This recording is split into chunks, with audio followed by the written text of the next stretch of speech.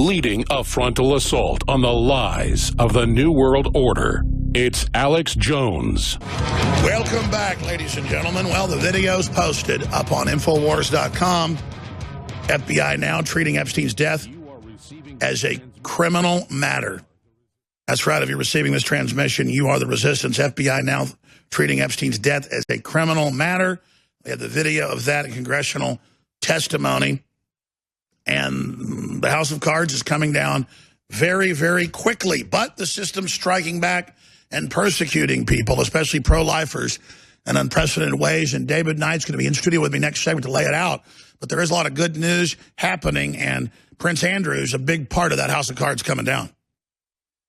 Creepiest portion of the Duke of York, Prince Andrew's recent Wall of Denial TV interview was his strange response when asked if he had any regrets for having known international sex trafficking pimp Jeffrey Epstein. You said you went to break up the relationship, and yet you stayed at that New York mansion several days. I'm wondering how long... But I was doing a number of other things while I was there. But you were staying at the house of a convicted sex offender. It was a convenient place to stay. I've gone through this in my mind so many times. At the end of the day, with the benefit of all the hindsight that one could have, it was definitely the wrong thing to do. But at the time, I felt it was the honourable and right thing to do.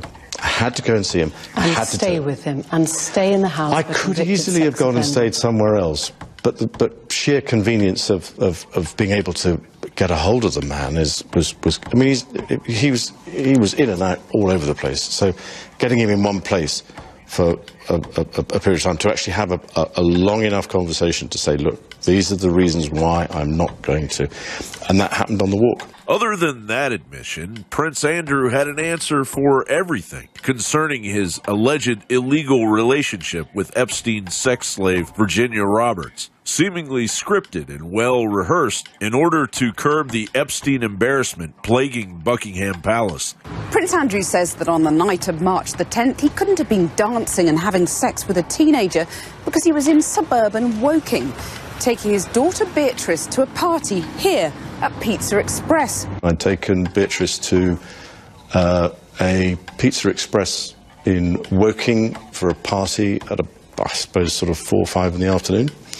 And then, because the Duchess was away, we have a simple rule in the family that when one's away, the other one's there. I was on terminal leave at the time from the Royal Navy, so therefore I was at home. Why would you remember that so specifically? Why would you remember a Pizza Express birthday and being at home? Because going to Pizza Express in Woking is an unusual thing for me to do. A very unusual thing for me to do. I've only been through Woking a couple of times, and I remember it weirdly distinctly. But as soon as somebody reminded me of it, I went, oh yes, I remember that.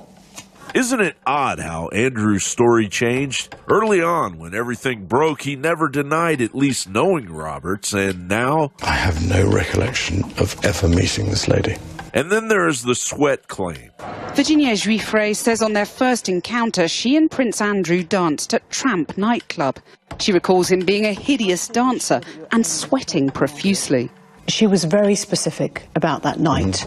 She described dancing with you and you profusely sweating, and that she went on to have baths, possibly. There's a slight problem with the sweating because I have a peculiar medical condition, which is that I don't sweat, or I didn't sweat at the time, and that was actually. Yes, I didn't sweat at the time because I had suffered what I would describe as an overdose of adrenaline in the Falklands War when I was shot at, and I simply it was almost impossible for me to sweat. Regardless, many photos of a sweaty Prince Andrew prove otherwise. Prince Andrew did reveal at least one thing from his interview. It would be that him and his fellow elite scumbags that deny all wrongdoing from high places continue to be virtually impenetrable. Do you think that photo has been faked? Nobody can prove whether or not that photograph is... And ladies and gentlemen, we are live into the second hour, and our co-host, David Knight, who hosts the David Knight Show weekday mornings, 8 a.m. to 11 a.m., is with me. I was watching his show yesterday, and it was so informative going into what's happened in Texas and what's happened in California and other areas where the judiciary is going after activists that go into these laboratories and these Planned Parenthood facilities that are selling baby parts and promising to sell people live babies. And we've seen the governor of Virginia talk about keeping babies alive to keep them comfortable and then harvesting their organs. We'll be talking about that next segment because there was a ruling last week by a particular judge, the one that continues to try to overturn Trump, saying that, exposing this is the criminal action. And so we're really seeing judicial tyranny really bipartisanly. A lot of Republican judges have done it as well. The judiciary truly, in many cases, has become a dangerous tyranny. It was our forebears talked about the out-of-control judiciary of King George III, one of the reasons we went to war in 1776, and we are rapidly approaching that point. One can just look at the ongoing kangaroo public hearings. The third round are now public, but still highly controlled, happening where no evidence of any crime is being brought forward, but everybody felt like what the president did was bad. David, great to have you here with us. I wanted to get into just this current history we're in and what you would call this period, because a lot of people I know get frustrated. They get upset with the president and with the Justice Department not taking action against the censorship, against the racketeering, against the organized abuse of nationalists and Christians and others. Really precursors like we saw in the Soviet Union, people being persecuted that were Christian or nationalist, or in the lead up to Hitler and the things that he did. It all started the way it's starting now in Germany in 1933, 34, 35, and in the old Soviet Union in 1917, 18, 20, 21, 22. Took them a few years to get going as well. I mean, we know what this is. It's classical tyranny. What would you call this period? I would say that it is a weaponization of the legal system. And this is a strategy that Democrats have adopted across the board, not just against President Trump, but against whistleblowers everywhere. Because right after the election, you had Obama and Eric Holder talk about how they were going to have a number of lawsuits that were going to challenge basically redistricting, gerrymandering, which is something that has been there from the very beginning. The party in power in the state gets to draw the jurisdictional lines. But what they've not been able to accomplish and win at the ballot box, Alex, they have decided that they're going to do in the courtroom. And that's really what they're doing with President Trump as well.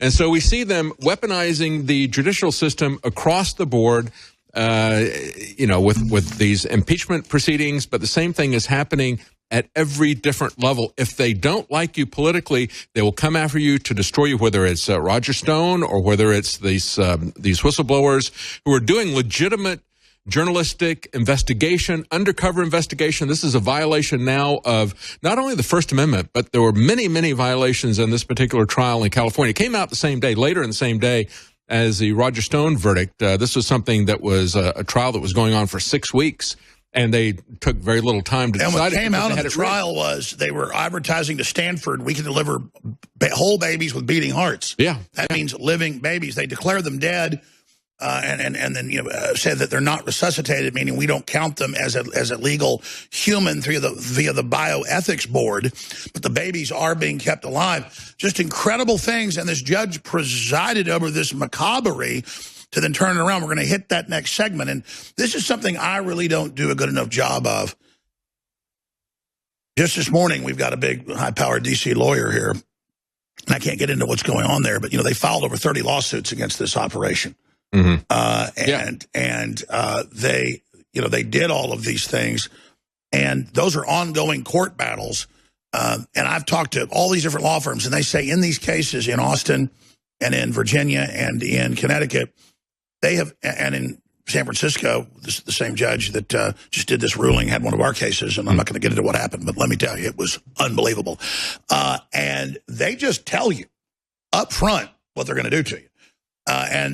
Judge Jackson laughed from the bench at everybody and was cackling like an actual witch and snorting. This was in the news. Yeah, Rogers' trial. Yes, cackling and snorting. And so people say, well, we better shut up and give in to him. No, everybody better get politically active and double down. We're not backing down. And I can't get into strategy. I have ways, as long as I don't die or get put in prison, and I even have ways there where they're not going to shut down this operation, okay? But it takes a lot of money. And so that's another reason I wanted to get David on. When you hear all the things with this case, remember, I can't get into my cases at this point for strategic reasons. But again, never before seen by the law firms I've got.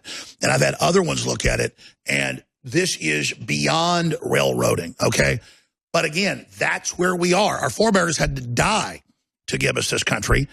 We're going through a lot of hell, and that may happen too. So people better decide which side they're on. But capitulating to this is a fate worse than death, and I'd rather die on my feet than die 1,000 deaths on my knees licking boots in a ditch. But when you spread the word about the broadcast, when you buy the products, well, when you pray for us, when you do all of those things, it keeps us in the game to the absolute enragement of the globalists. So thank you all for your support. But remember, what you're about to hear from David is also happening to us. It's happening to Project Veritas. This is a war. Yeah, and we can see it at the upper level with President Trump. When he comes in and he says, well, I'm going to put restrictions on people coming in from countries that Obama has gone to war with, for example. They say, well, that's a Muslim ban, and we're going to stop it. All it takes is one federal judge now, we assume, that it just takes one federal judge to blackball any policy from the president.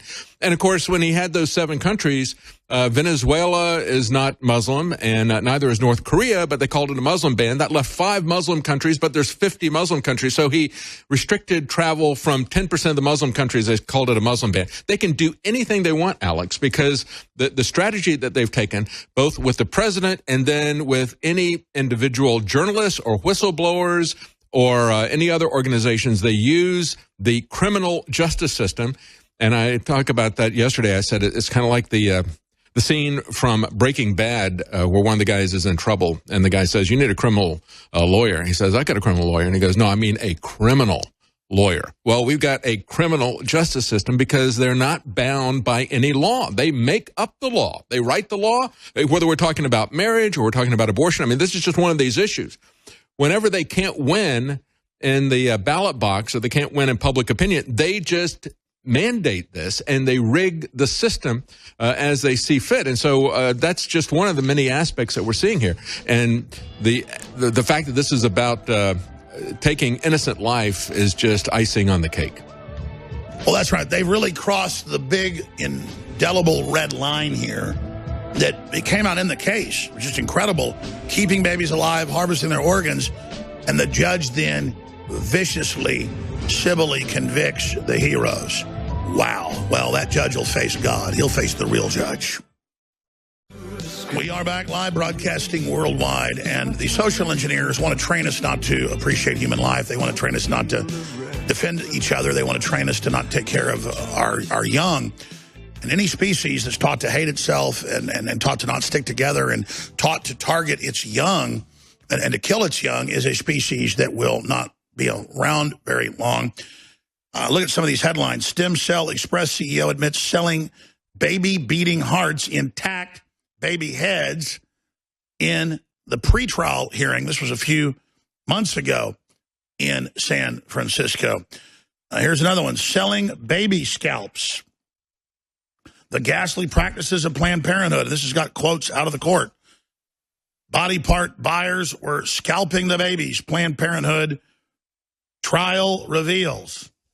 And then, of course, your big report on Infowars.com. Planned Parenthood judge punishes baby parts whistleblower and the folks that exposed it. So let's get into this and this ruling and what she's done to these heroes. Yeah, you know, Alex, what you were just talking about there, if we allow this to happen to the most innocent among us, I mean, we look at what's going on with China. It's we've had testimony after testimony from whistleblowers in China who have escaped some of these facilities or have witnessed this. They're doing live organ harvesting from adults. And if we don't support innocent life, this is going to be done to all of us. It's not just the babies. Those, you know, we're not superior to them in any way, shape, or form. And what happened on Friday, Alex, was, again, it was a trial that lasted for about 6 weeks. The jury took absolutely no time to arrive at a verdict, just like they didn't with Roger Stone, because the verdict was already cooked into what the judge had done there. They put a $2.3 million fine against the people who had blown the whistle about this, what I would call murder for hire and trafficking in baby parts, against the people, Center for Medical Progress, David Leiden, and those who did the reporting. They did this under the RICO statute. That's the Racketeer Influenced and Corrupt Organization statute. That, by the way, has been used against other pro-life people in the past. Very famously, in the 1990s, you had a pastor, perhaps you're familiar with him, Randy Alcorn. He's written a lot of books. He, over a period of 9 months, over a period of 12 months, rather, he appeared 9 times at an abortion clinic. They blocked the doors in peaceful civil disobedience to talk to people who were having abortions. They charged him with racketeering, influence corrupt organizations. They got an $8.2 million judgment against him. And even though he was a very successful author, he decided that he wasn't going to pay them a dime. And so he lived off of what the court would allow him, a minimal amount of money. He did it for 20 years until the judgment expired. Even though he had big hits. I mean, he's written books, fiction books, novels. He did one about the underground Christian church in China, Safely Home. He wrote a book about heaven, which was very big a few years ago. And so he made a lot of money, but he didn't give a single dime to Planned Parenthood, because Planned Parenthood is a racketeering organization, and you can see it from these undercover videos. What's really amazing about this, Alex, is the irregularities in this trial. This judge was a bundler for Obama, and he was given a judgeship there. He was also, however, very specific to this case, a conflict of interest. He was a founder of an abortion clinic in Northern California. And so, of course, that's a major conflict of interest. The defense attorneys tried to get him removed. He didn't have the integrity to remove himself. And the judicial system did not have the integrity to remove him either. They covered up for him, and they let him preside over this case. And he also then, Alex, told the jurors that the investigators were guilty because they had trespassed. He said, there's no question that they trespassed. They're guilty. So if you trespass to save a woman tied up who's about to have her organs harvested, he would say, it's okay, they killed the woman, they trespassed. No, that's not how whistleblowing works. It's not, let's say you broke in your neighbor's house because the guy was killing his wife. You wouldn't be trespassed. That's in law, that if there's extenuating circumstances. Right. They were showing what is admitted to be illegal. That's why the Democrat Party-run states like California, Virginia, New York and other areas are passing laws to keep babies alive and kill them. If the bioethics board says the mother didn't want it, they call that not resuscitating. The heart's still beating, the baby's alive. They're just passing the baby into another world, saying we choose to say it's not a human. Yeah. That's bioethics. That's right. And when we talk about trespassing, I mean, this was not a protest that these people were doing. They had an appointment. They were invited in to talk to these people about business, the business of baby body parts. And so, but this judge blocked the jury from seeing these videos. Oh, that's right. Yeah. They made appointments. They were invited in about the prospect of buying baby parts, which they could have doing. So it wasn't even a fraud, but they invited them in. Still, the judge, so it wasn't even trespassing. Fraud on top of fraud. Yeah, it wasn't a trespass. To protect a bunch of people trying to sell baby parts. And I think that, clearly we understand because we've watched these videos. We know that if the jury had seen this, they would have seen these people saying, hey, I want a Lamborghini. I want to, let's do this. I can get exactly what you need. You didn't do the full head? We can do the full head. Want a beating heart?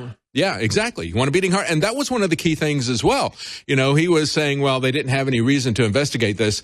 In 2000, you had Congress investigating that. Actually, you had 2020. ABC did an expose about a Planned Parenthood clinic that was in Kansas, and that clinic was selling baby parts. And then in 2012, there was also the STEM Express was saying that they were using fetal hearts, and they were using fetal hearts that needed to be taken from babies that were still alive. And so because of all of these different things, they had a reason to do an investigative report. And so this wasn't under false pretenses. They weren't inventing a crime. I mean, that's right. The judge is saying there's no reason to investigate and you're not a journalist.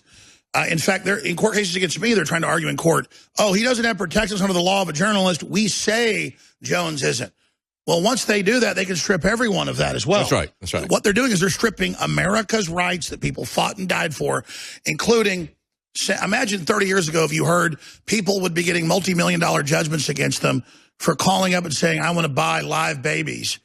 Oh, come on down, we've got them for you. And then you're the bad guy. That's America today in the blue cities, which have become abodes of evil. The Bible talks about wicked places, wicked areas where the evil congregate. They take over the cities, and then they do whatever they want. Imagine the crime going on in San Francisco. If we know about this, 24,000 reports of human feces. They think that about 1 out of 100 gets reported. Tens of thousands of needles, tens of thousands of assaults. Why are these places, when we come back, David, sinking into hell, on fire, collapsing? Why everywhere that evil abodes do you see this? Oh, yeah. Well, this is San Francisco, of course. And the Planned Parenthood Council actually lied in court and said that they knew about this stuff and they didn't file a police report. They actually did. But, of course, it's San Francisco, and the police don't care.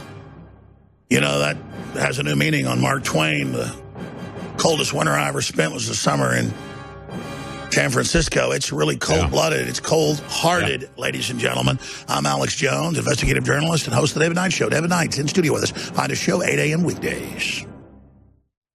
We're being taught to have a collapsed civilization. We're going to go back to the latest on the baby part farms all over America and how different judicial tyrants are trying to persecute people, hoping everybody else gets scared and runs the other direction. Well, folks aren't mad at Trump because they've been persecuted for supporting him. The folks are mad because Trump hasn't taken action yet against this tyranny, but it's not too late for that to happen, and things take time, so I still have faith, but we need to put pressure on them. Just want to tell the listeners that DNA Force Plus is not made out of people. It's made out of CoQ10 and PQQ, and I was looking to really re-push this flagship product and went back and researched what's in it again and why it's so important.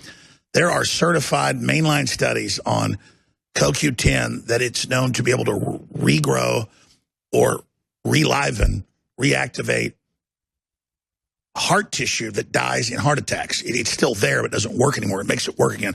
Look that up. Hell, let me just show you some of the studies instead of just saying that. I mean, I've gone over this. You need to look at this for yourself. And then it's got all these other great ingredients in it. Organic reishi, astragalus, membranous root extract, ELEV, ATP, and so much more. And it's of the organically derived type. Now, I want to explain what that means. A lot of PQQ and CoQ10 is synthetic, doesn't work the same. None of the places it's extracted is really organic. They have modified bacteria produce it. It's very expensive to get, tens of thousands of dollars a kilo just for the PQQ. Okay?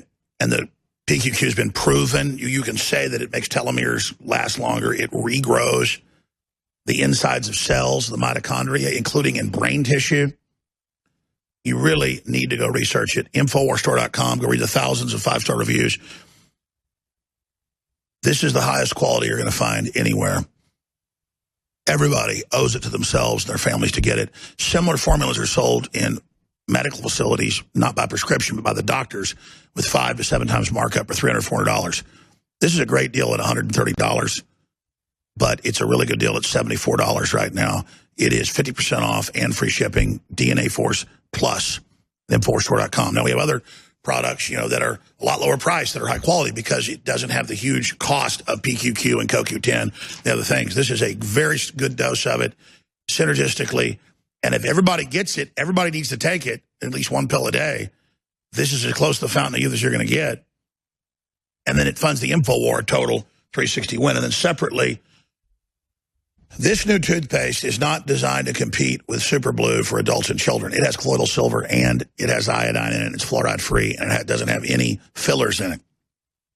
This is nano silver, silver saw, patented whitening toothpaste that also has above sea coral calcium that remineralizes the teeth. And I got to tell you, I have been rushing with this, and it's amazing. It's apples and oranges with the Super Blue. Super Blue, on average, when we have it on sale, is about half the cost of this because it cost a lot less to make Super Blue.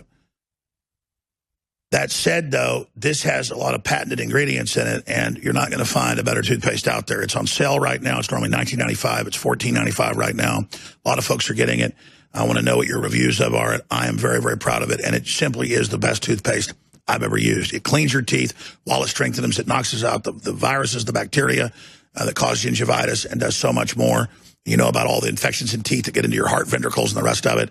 That is a big deal. So get your Super Silver today. Help clean up the planet from the globalist scourge while you clean your teeth and gums. Super Silver at InfoWarsStore.com. We still have free shipping right now and double Patriot points as well. Okay, David, for this segment and the next, we played that intro from 6 years ago. Yeah. That Darren McBreen put together from you and I talking on the show about the UK saying, we're heating the hospitals with baby bodies.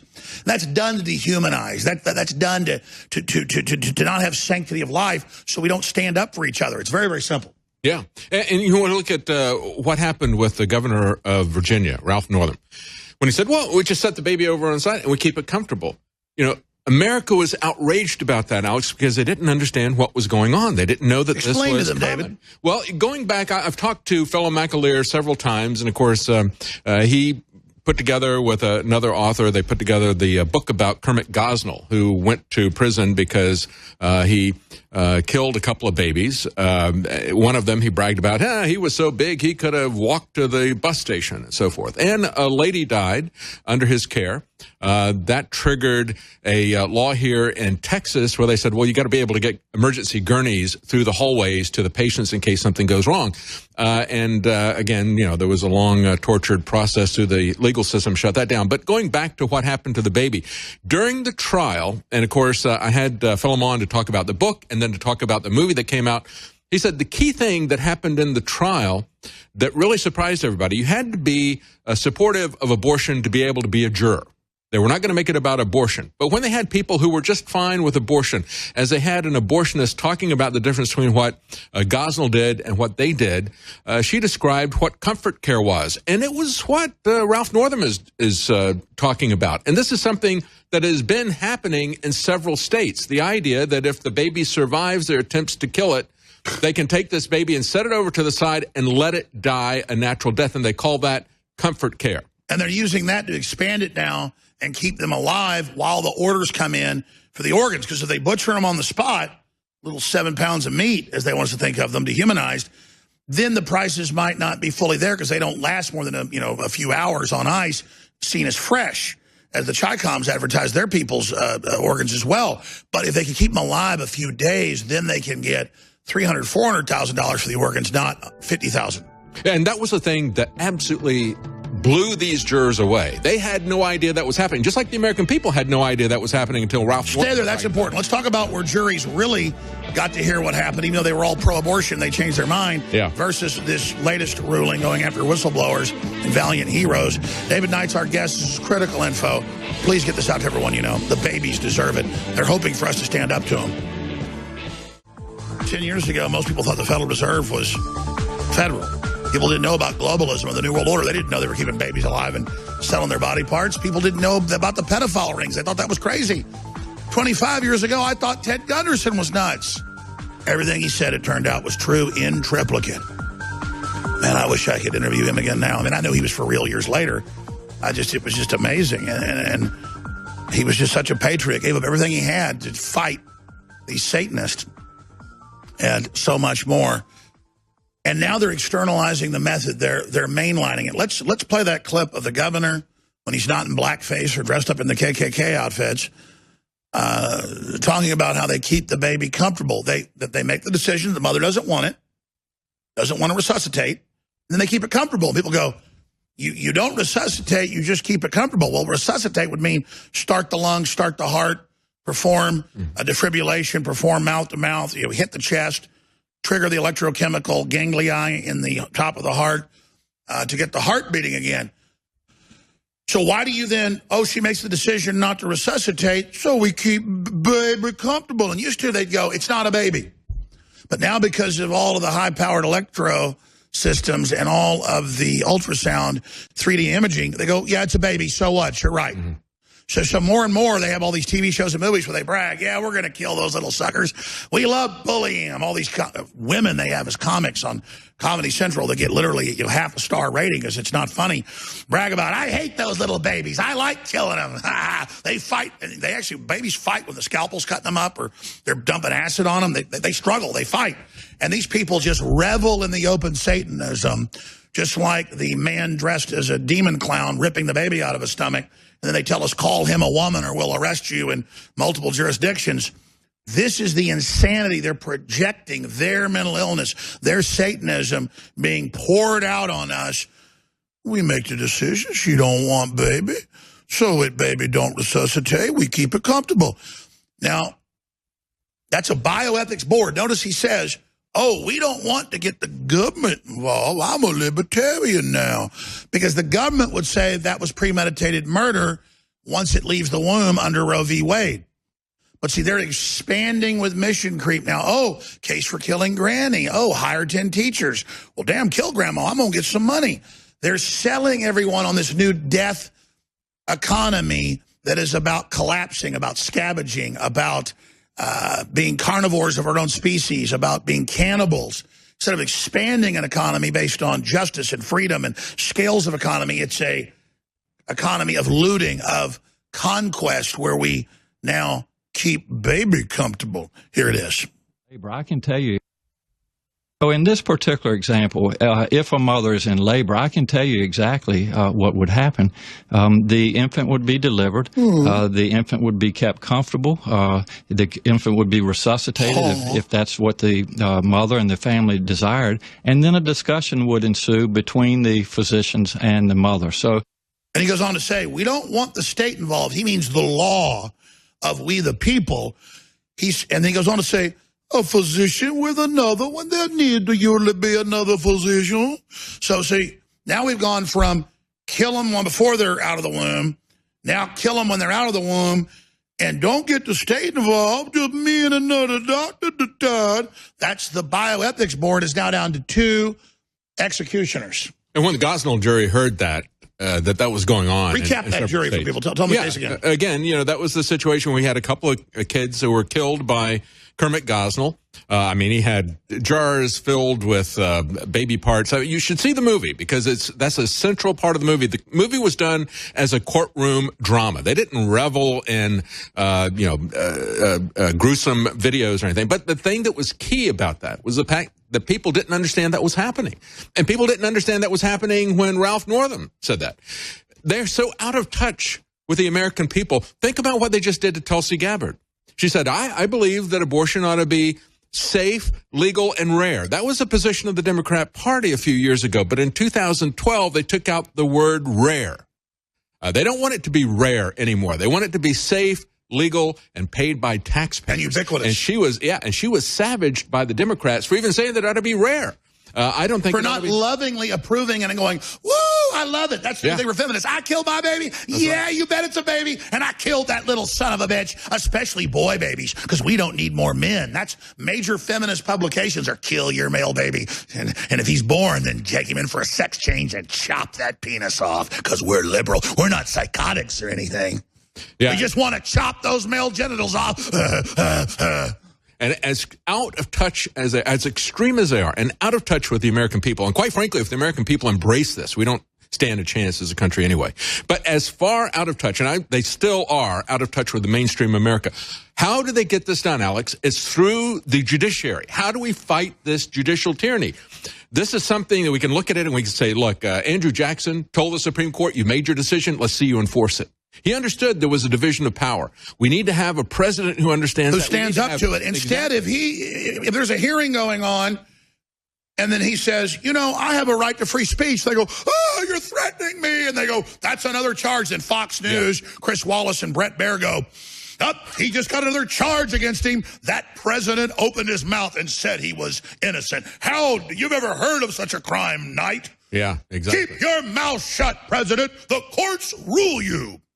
Yeah, and this is also something, Alex, that could be done by governors, for example, right? We've had, in the past, we've had Texas governors. I want to see our governor, who I think is a good guy overall, do more. Yeah. I mean, We had Rick Perry send the Texas Rangers down to the border to help protect the border. I mean, why isn't Governor Abbott doing that? But let's talk about you and I. What can people do? That's right. That's right. I'm done waiting for Trump. Right. We got Trump in, okay? Right. And if he can't haul our bacon, hey, that's fine. He's better than Hillary. What are we going to do? Let's start getting in that mindset. These babies are counting on us. What are we going to do? Because here's the good news. Major polls that even try to skew them.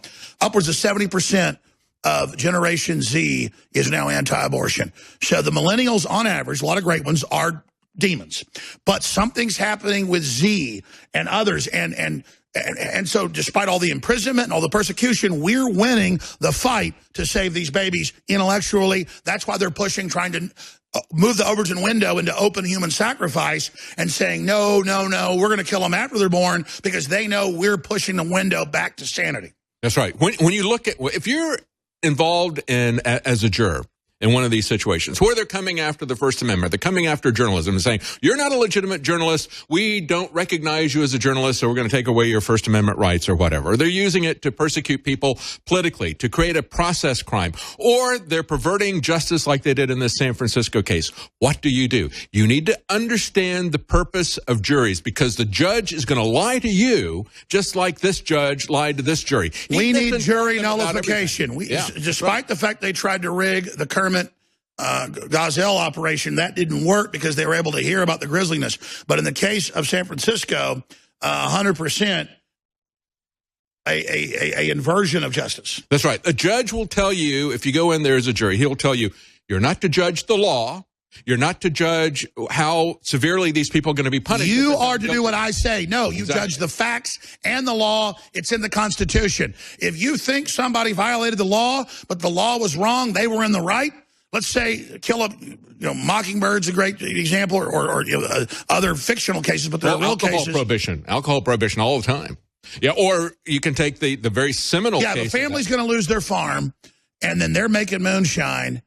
And they're selling that, and you don't want to send them to prison for 20 years apiece busting rocks because you bought some of that moonshine from another moonshiner. You think it's hypocritical when you take the moonshine? Well, you nullify that, and you send them home back to their farm. The very first case was the case of William Penn, and it was clearly against the law. They were not allowed to have a church meeting if it wasn't the Church of England, and so they arrested William Penn, the Quakers, and the jurors Stay with us a little bit, and then we're going to get our next guest on at about 15 after. I'm sure he'll be fine with that. I should have been telling people it's a pretty hot guest right now. He's a pretty well-spoken individual. Nick Fuentes, I don't agree with some of the things he said. Some of his humor I disagree with, but I agree with First Amendment.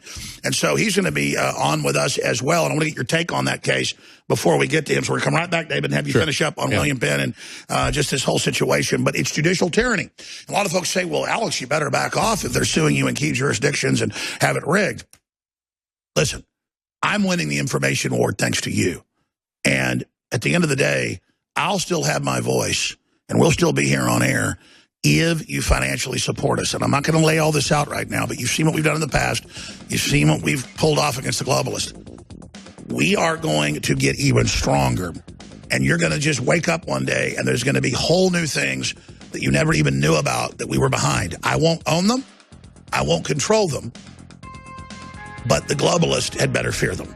I need money now. Fill the war chest, your war chest, InfoWarsStore.com. Get great products you need and fund the Second American Revolution's final leg. I need victory. So do you.